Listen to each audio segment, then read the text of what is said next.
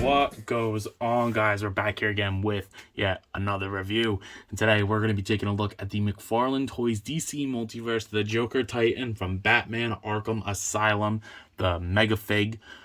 This thing is nuts. I knew it was going to be big, but like I didn't think it was going to be this big. I mean, I'm touching his hair at the top of the box, and his feet are pretty much on the ground of this, and he's crouched, so I'm really excited to see just how big this fucker is, because he's looking huge in the packaging right now. So, you know, the box is pretty standard. You get the Joker, Batman Arkham Asylum. You get the back, says, you know, just the giant product image. I think that was the first one we saw, but, you know, I'm not really sure, to be honest with you.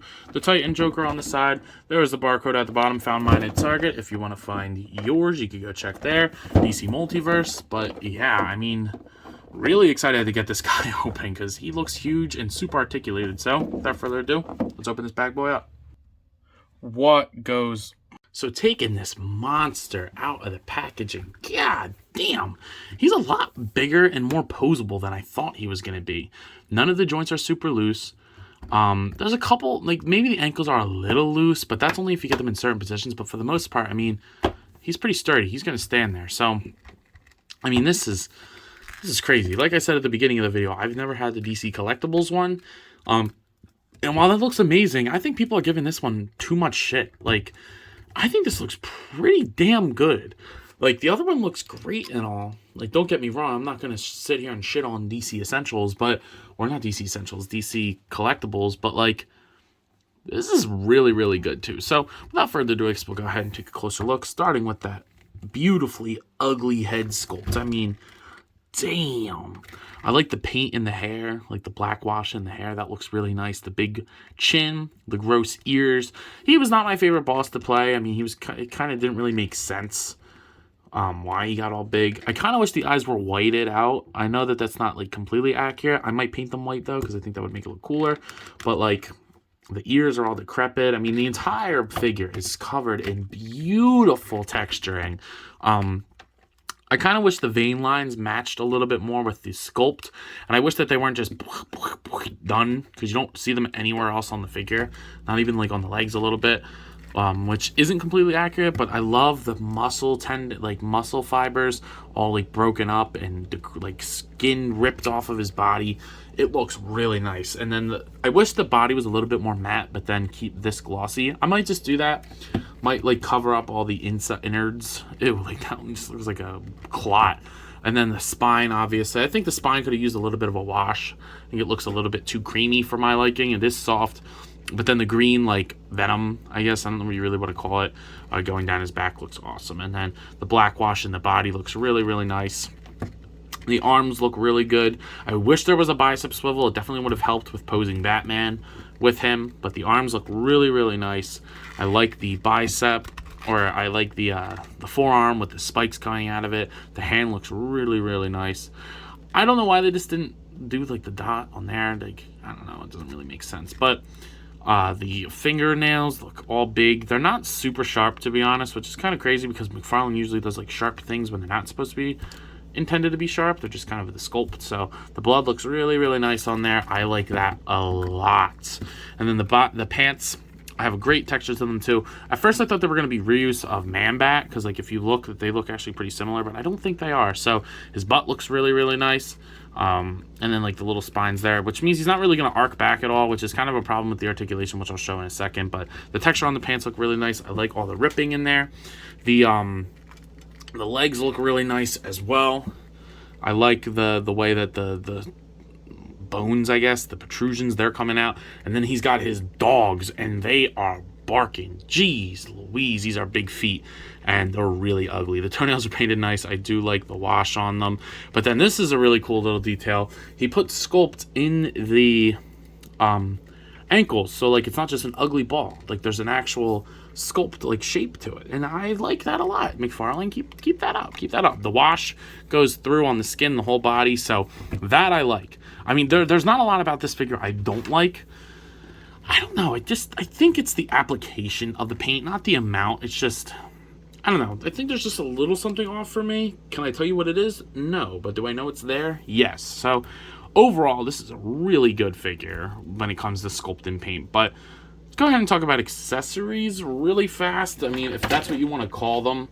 Sorry for all the noise. I got a lot of stuff on this table right now. I mean, you get the card and you get the stand. The stand is really stupid. It's really not going to help with these mega figs. Like, wait till you see my Clayface review. Whatever. But he's a really big figure, and he does have a really good amount of articulation. So let's go ahead and go over that. All right. So the head is a beautifully applied double dumbbell. You get beautiful pivot side to side. He'll look up all the way, which is great for the arching things. He'll look all the way down. It'll swivel. You can do all of that good stuff. I love that a lot. The shoulders are on the ball peg, so you know you can kind of like do like a little bit of a butterfly, which actually works pretty good on this one. The shoulder, as you can see, it'll pop out. You can kind of see in there if you want. You know, you can just pop that sucker back in there.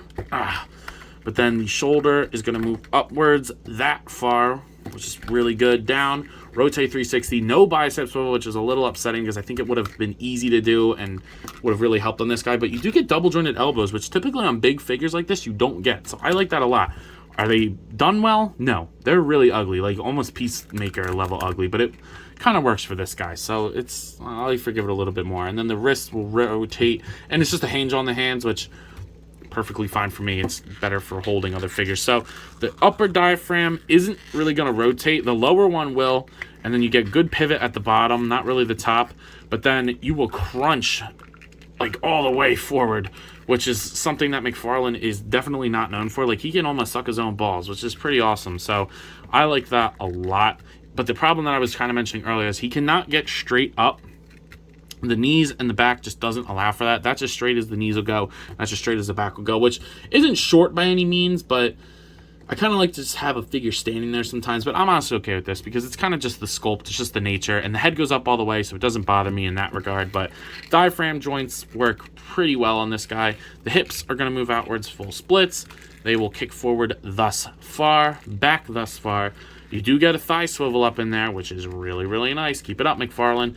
And then double jointed knees that look pretty good. I mean, not great, but not as bad as the wrists or the elbows. But then, like I said, they don't really go straight.